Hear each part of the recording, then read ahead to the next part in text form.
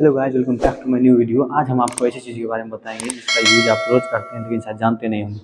चलिए शुरू करते हैं। मेरा नाम रुपेश कुमार, आप देख रहे हैं हमारा खूबसूरत सा चैनल इंजीनियर्स वाला। तो आज हम आपको बाइक के बारे में पूरा डिटेल में बताएंगे। बाइक यानी मोटरसाइकिल और 4 व्हीलर के बारे में। तो आखिर ये कैसे चलता है? तो आप कहेंगे कि पेट्रोल डीजल से चलता है, पेट्रोल डलवाते हैं और चलता है। तो वही तो बात है कि एक पिद्दी सा पेट्रोल जो कि लिक्विड फॉर्म में होता है और वो इतना बड़ा गाड़ी को चलाता है, ट्रक को चलाता है, ट्रेन को चलाता है। तो कैसे चलाता है? तो आज हम इस वीडियो में आपको पूरा डिटेल में बताएंगे कि आखिर एक पेट्रोल से कैसे गाड़ी चलता है। चलिए देखते हैं। आप गाड़ी तो देखे ही होंगे। तो गाड़ी में जो बाइक देखे होंगे। तो बाइक में टैंक के नीचे एक छोटा सा इतना बड़ा सा लगा होता है जिसको अपन सिलेंडर बोलते हैं, जो कि ये सिलेंडर का पूरा और ये गाड़ी का पूरा ओपन डायग्राम है। इसी डायग्राम के थ्रू हम आपको पूरा डिटेल में समझा देंगे कि आखिर गाड़ी पेट्रोल से कैसे चलता है। ओके, आप सब जानते हैं कि अंदर गाड़ी के अंदर आग लगता है, तभी तो धुआं निकलता है सिलेंडर से, है ना। तो वो आग जो लगता है और वो आग कैसे इतना बड़ा गाड़ी को चला देता है, देखते हैं। तो ये पूरा सिलेंडर का अरेंजमेंट है। सिलेंडर में होता है पिस्टन, जो कि ऐसे धक धक धक धक चलते रहता है, आप शायद जानते हैं। और सिलेंडर में एक होता है इनलेट वाल्व, एक होता है आउटलेट वाल्व। इनलेट वाल्व से पेट्रोल आता है और आउटलेट वाल्व से धुआं बाहर जाता है, ठीक है। और बीच में होता है स्पार्क प्लग। ये स्पार्क प्लग। स्पार्क प्लग आप देखेंगे गाड़ी में नीचे में एक रेड कलर का होता है वो सिलेंडर। अगर गाड़ी स्टार्ट नहीं होता है तो आप लोग जो क्या करते हैं, खोल के उसको थोड़ा घिस उसके लगा देते हैं तो चलने लगता है। तो स्पार्क प्लग का काम क्या है? थोड़ा सा स्पार्क यानी कि आग देना, थोड़ा सा, जिससे पेट्रोल सिर्फ जल सके। पेट्रोल कैसे चलता है देखिए। सबसे पहले तो कार्बोरेटर नाम सुने हम। तो कार्बोरेटर जो होता है टैंक से कनेक्ट होता है और कार्बोरेटर का काम होता है एटमॉस्फेयर से एयर लेना और टैंक से फ्यूल लेना और उस दोनों को मिला के इस सिलेंडर की इस चैम्बर में डालना। ओके, तो होता है फ्यूल यानी कि पेट्रोल और एयर में। अब इसका रेशियो होता है 14:1, यानी कि अगर 14 बूंद हवा रहेगा तो 1 बूंद पेट्रोल। उसी के रेशियो में पेट्रोल कार्बोरेटर के थ्रू इसमें आता है, ठीक है। और यहाँ पे लगता है आग। वो आग कैसे लगता है और कब लगता है? जब अपन किक मारते हैं एकदम खड़ाक से या सेल्फ लेते हैं तो पिस्टन ये जो है ये नीचे आता है, ठीक। ये नीचे आता है पिस्टन, और नीचे जो ही आता है तो यहाँ से इनलेट वाल्व से एयर फ्यूल का मिक्सचर इस चैम्बर में आ जाता है यहाँ पे, ठीक है। और पेट्रोल नीचे नीचे आता है। उसके बाद उसी वक्त ये फिर तुरंत ऊपर। आप गाड़ी लिए होंगे तो आप देखेंगे कि उसमें लिखा होता है, वही बुकलेट जो देता है बुक, उसमें लिखा होता है 4 स्ट्रोक इंजन। 4 स्ट्रोक का मतलब ये होता है पिस्टन का 4 बार ऊपर नीचे होना। ओके, तो ये पिस्टन जो है ये 4 बार, यानी कि जब अपन किक मारते हैं तो एक बार नीचे आता है फिर ऊपर जाता है। तो नीचे जब आता है तो इसमें फ्यूल और ये क्या कहते हैं, एयर और फ्यूल का मिक्सचर इसमें आ जाता है। उसके बाद पिस्टन ऊपर की ओर जाता है, इतना ऊपर, मतलब इतना ऊपर जाता है यहाँ तक। ये TDC यही बताते हैं, TDC और BDC यानी कि टॉप डेड सेंटर, यानी कि सबसे पिस्टन का सिलेंडर का सबसे ऊपर का भाग, ये सबसे नीचे, मतलब पिस्टन इसी बीच में। हाँ, एक और बात आप सुने होंगे CC, यानी कि बाइक का CC। कोई 125 CC, कोई 150 CC है, कोई कितना CC है। और बड़ा गाड़ी तो क्या कहते हैं, बोलेरो और ये सब 1400, 1500, 5000 CC का होता है। तो CC क्या होता है हम आपको बताते हैं। CC का फुल फॉर्म होता है क्यूबिक सेंटीमीटर। ओके, ज़्यादा कुछ नहीं है, क्यूबिक सेंटीमीटर। और ये सिलेंडर जो है यानी कि पिस्टन TDC से BDC के बीच में ट्रेवल करता है। इनकी जिस गाड़ी में जितना बड़ा TDC BDC के बीच का दूरी होगा उस गाड़ी का उतना ही ज़्यादा CC होगा। CC से होता क्या है कि ये जो पिस्टन है ज़्यादा दूर मूव करता है, जिससे ज़्यादा पावर जनरेट होता है। ओके, अब CC समझ गए होंगे। तो चलिए यहाँ पे बताते हैं।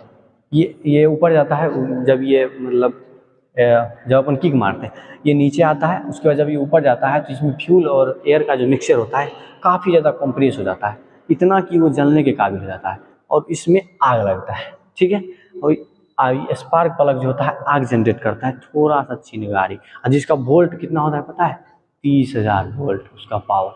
तो आप बताइए कि 12 वोल्ट का बैटरी से 30,000 वोल्ट आखिर आता कहाँ से? तो वो बताएंगे तो वीडियो काफ़ी बड़ा हो जाएगा, वो अगले वीडियो में आपको बताएंगे। तो ये जो है यहाँ से थोड़ा सा स्पार्क जनरेट होता है और फ्यूल को जला देता है। ओके, फ्यूल ज्यों ही जलता है पिस्टन बहुत ही तेज़ी से नीचे की ओर आता है। बस अपना स्टार्ट करने का काम खत्म। इधर से जहाँ से ये जला और पिस्टन नीचे आया काम खत्म, स्टार्ट हो गया गाड़ी, उसके बाद ये ऑटोमेटिक ऊपर नीचे होते रहता है और इसी से पावर जनरेट होता है। अब ये ऊपर नीचे हो रहा है तो हमारे पास पावर कौन सा है, धक धक धक धक रेसिप्रोकेटिंग मोशन, जिसको ये ऊपर नीचे, इससे तो गाड़ी चलना नहीं है, गाड़ी को चाहिए रोटरी मोशन। ओके, तो गाड़ी को रोटरी मोशन चाहिए तो ये धक धक वाला को रोटरी मोशन में कन्वर्ट करते हैं और उसके लिए लगा होता है ये क्रैंक शाफ्ट। ठीक है, क्रैंक शाफ्ट कनेक्टिंग रॉड जो होता है ये पिस्टन में लगा होता है, तो क्रैंक शाफ्ट जो होता है रेसिप्रोकेटिंग मोशन को रोटरी मोशन में कन्वर्ट कर देता है, यानी गोल गोल गोल गोल। ठीक है, तो गोल गोल तो मिल गया, अब तो गाड़ी चलना ही है, तो उसके आगे का दिखाते हैं, यहाँ पर बताते हैं। तो ये जो है ये गोल गोल मोशन मिल गया, उसके बाद जो पावर होता है वो जाता है क्लच के पास। क्लच तो आप सब लिए होंगे, मतलब क्लच तो गाड़ी में होवे करता है। तो क्लच का दो पार्ट होता है, एक होता है ड्राइविंग मेंबर, एक होता है ड्रिवन मेंबर। ठीक है, ड्राइविंग मेंबर जो होता है ये इंजन इधर से, मतलब इससे कनेक्ट होता है, और ड्रिवन मेंबर जो होता है ये ट्रांसमिशन शाफ्ट से कनेक्ट होता है। ओके, तो जब अपन क्लच लेते हैं तो ये दोनों हट जाता है, और जब आप क्लच को छोड़ते हैं तो ये दोनों कनेक्ट हो जाता है एक दूसरे से। तो पावर इसमें जो पावर है इसको दे देता है। ठीक है, इस ये पावर मतलब यहाँ आप सुने होंगे क्लच प्लेट जल गया, क्लच प्लेट नहीं होता है, वो होता है फ्रिक्शन प्लेट, यानी कि घर्षण प्लेट। ओके, तो ये घर्षण प्लेट के कारण ही जो है पावर ट्रांसमिट होता है एक मतलब क्लच के एक मेंबर, एक पार्ट से दूसरे पार्ट में।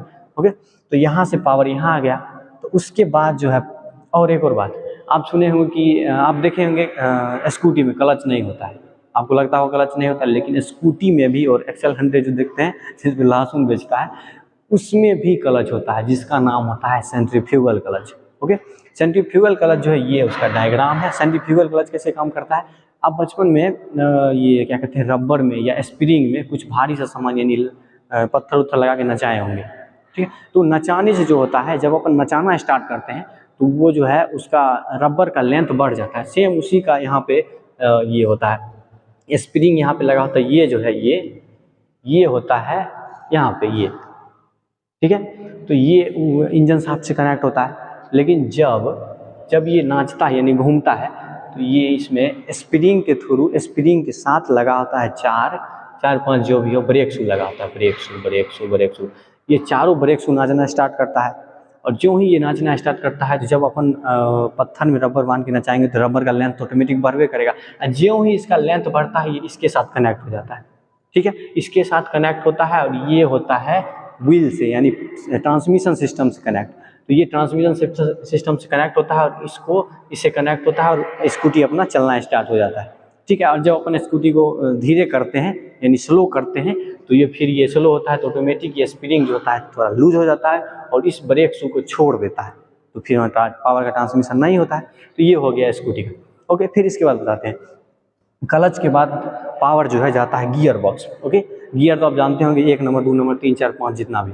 तो गियर जो है क्या करता है, गियर का काम होता है कि जहाँ पे जितना ज़रूरत है पावर का उतना ही पावर लीजिए आप। चढ़ानी पे हमें ज़्यादा पावर का जरूरत होता है, आप सुने होंगे कि चढ़ानी 1 नंबर में चढ़ाइए तो ठीक रहेगा, है ना।